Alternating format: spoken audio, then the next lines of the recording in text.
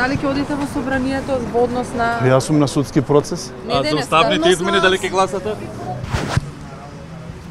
Имаше технички проблеми во судот, ради тоа се премести во другата зграда, иначе ништо специјално.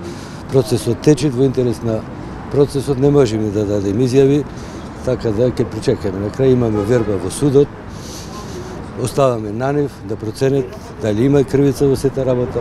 Вие сте пратеник, се бара гласање, имате поднесено и меѓувреме и жалби до апелација, очекувате ли прво дали како ја сваќате пораката од ЗАЕФ за помирување, дали како амнестија и дали некој ви се јавил за помирување, да речеме? Никој не ми е јавен, тие се политички одлуки кои во парламентот се расправат, ние сме во судница, обвинети сме по едно дело, сконцентрисани сме да докажеме дека не е баш така како што изгледат, да се докажеме нашата невиност.